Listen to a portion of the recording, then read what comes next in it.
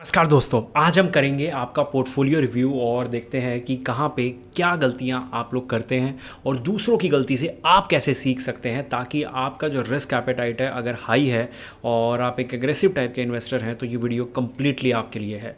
Okay, hopefully आप अभी समझ गए होंगे वीडियो में क्या क्या देखने को मिलने वाला है। नहीं समझे, नए आए हो चैनल पर, थोड़ी देर पेशेंस रखो, 2 मिनट में सब समझ आ जाएगा। देखिए, इस तरह से पोर्टफोलियो मोस्टली ड्रॉप करते हैं हमारे सब्सक्राइबर्स और हम उसका रिव्यू करते हैं और उसमें नॉर्मली देखो, अब इसमें ना एक फ़र्क देखो, ये मैं एडवाइजरी नहीं कर रहा। हम क्या करते हैं, इस पोर्टफोलियो को लिया, हमने कुछ पैरामीटर्स बना रखे हैं कि सैटेलाइट और कोर का रेशो क्या होना चाहिए। अभी मैं इस वीडियो में बताऊंगा सैटेलाइट और कोर क्या होते हैं, कुछ लोगों को नहीं पता। ओके, अब सैटेलाइट और कोर का लार्ज कैप कितना होना चाहिए, मिड कैप कितना होना चाहिए, तो हम एक पैरामीटर के हिसाब से जो स्टैंडर्ड रूल्स रेगुलेशन है, क्योंकि ना देखो एडवाइजरी क्या होता है कि एडवाइजरी में स्टैंडर्ड रूल रेगुलेशन काम नहीं आते। कैसे, अभी मुझे पता है कि कोई एग्रेसिव इन्वेस्टर है ही नहीं, बहुत ज़्यादा मतलब वो सेफ़ चलना चाहता है, तो मैं शायद उसको लार्ज में ज़्यादा दूंगा, थोड़ा वो डेट भी दे दूंगा। और उल्टी साइड अगर कोई बहुत ज़्यादा सुपर एग्रेसिव चलना चाहता है तो हम SIF फंड तक जा सकते हैं। SIF फंड मतलब मुझे लगता है कि मैक्सिमम लिमिट हो सकती है एक रिस्क लेने की, अगर हम स्टॉक्स में खुद इन्वेस्ट नहीं कर रहे तो, और ये FNO हम खुद नहीं कर रहे तो SIF फंड्स एक बहुत अच्छा ऑप्शन हो सकते हैं। उसके बारे में हमने इस हफ्ते वीडियो भी बनाई है, वो जाके ज़रूर चेकआउट कीजिएगा। और इसको अब रिव्यू करूँ मैं ज़्यादा टाइम लिए बिना आपका, तो यहाँ पे पराग पारिक है, मोतीलाल ओसवाल, बिल्कुल सिंपल पोर्टफोलियो, 4,000 रुपये का, जिसमें 50% पैसा ऑलमोस्ट लार्ज कैप में, बाकी 25% मिड और लार्ज में, और सबकी क्वालिटी अच्छी है फ़िलहाल के लिए। तो चर्निंग में भी आगे प्रॉब्लम नहीं आएगी अगर कुछ ऐड भी करते हैं तो। ठीक है, यहाँ पे अगर मैं बात करूँ, अब थोड़ा बड़ा पोर्टफोलियो अगर मैं रिव्यू करूँ तो पराग पारिक फ्लेक्सी कैप, फिर से एक लार्ज कैप, मिड कैप, चलो बहुत अच्छी बात है। क्वांट का ELSS, अब यहाँ पे क्वालिटी पे क्वेश्चन मार्क आ जाता है, पर इसमें वही है ना, 3 साल तो रुकना पड़ेगा, लेकिन SIP जाना या ना जाना तो वो थोड़ा सा है। मैं हमेशा पहले भी बोलता था कि ELSS फंड अगर आप ले रहे हो टैक्स बचाने के लिए तो हमेशा उस फंड के साथ जाओ, या उस कैटेगरी के साथ, या उस AMC के साथ जाओ जो आपको लगता है लॉन्ग टाइम में स्टेबल रहती हुई आई है। क्वांट जैसी में ELSS में डालना मेरे हिसाब से अच्छा डिसीजन नहीं हो सकता। बंधन स्मॉल कैप बहुत अच्छा, माइक्रो कैप इस पर भी क्वेश्चन मार्क है, क्योंकि स्मॉल कैप जितने ही रिटर्न दे रहा है बल्कि उनसे कम ही दे रहा है।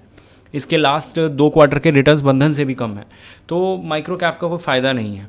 ओके, मेरे हिसाब से।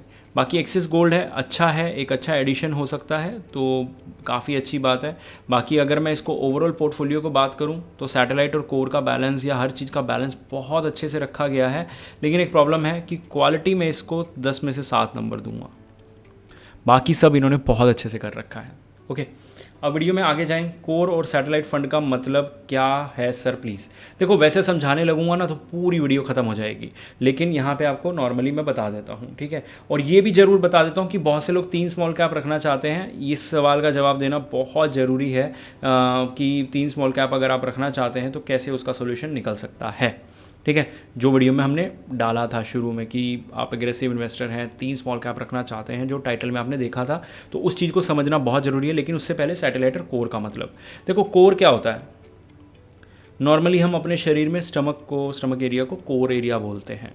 और कोर एरिया ना मतलब आप हर चीज़ में लगा लो, आप वॉक कर रहे हैं,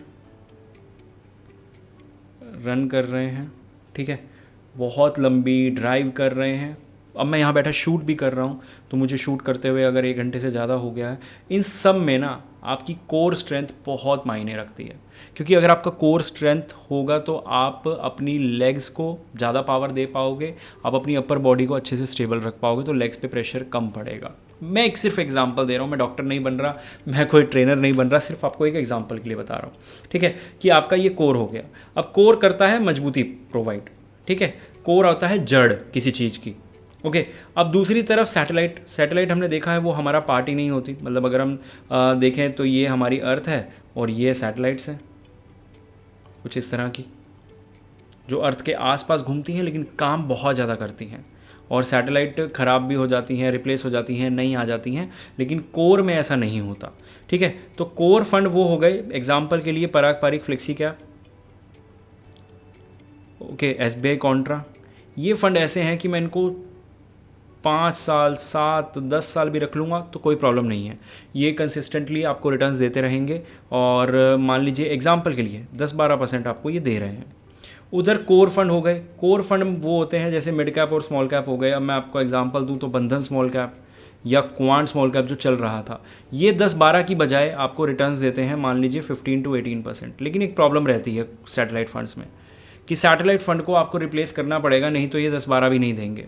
जैसे क्वांट एक टाइम पे 15-18 छोड़ो 20-25 तक पहुंच गया, लेकिन जैसे ही उसने अंडर परफॉर्मेंस शुरू करी, आज के टाइम पे इतना बुरा हाल है कि बहुत ज़्यादा गिर रहा है। तो सैटेलाइट वो फंड जो शायद आप चेंज करोगे, जो बहुत ज़्यादा लॉन्ग टर्म के लिए नहीं रखोगे। कोर वो फंड जो आपके पोर्टफोलियो में बने रहेंगे, और मुझे नहीं लगता इतनी आसानी से चेंज करने की ज़रूरत है। बट हाँ, सबसे मुश्किल पार्ट तो वो रह जाता है ना कि कोर कौन सा और सैटेलाइट कौन सा। अब यहाँ पे एक चीज़, हम 3 स्मॉल कैप की बात करते हैं। 3 स्मॉल कैप का ज़बरदस्त पोर्टफोलियो, अगर आप एग्रेसिव इन्वेस्टर हैं, ऐसा कुछ आप थंबनेल में देख के आ रहे हैं तो ये देख लो। Don't agree on one point. और एक चीज़ ना मुझे बहुत अच्छी लगी इस मैसेज की, what's wrong in investing in 3 small cap fund with less overlap. If you are investing even 10K in small cap fund, it will provide you more stability, diversification and return in most volatile small cap rather than one must do so. ठीक है। अब मुझे सबसे अच्छी बात ये लगी कि भाई देखो, अगर मैं वीडियो में 10 बातें बोल रहा हूँ और आपको कोई एक बात पसंद नहीं आती या 2 पसंद नहीं आती, तो आप अपना पॉइंट इस तरह से रख सकते हैं।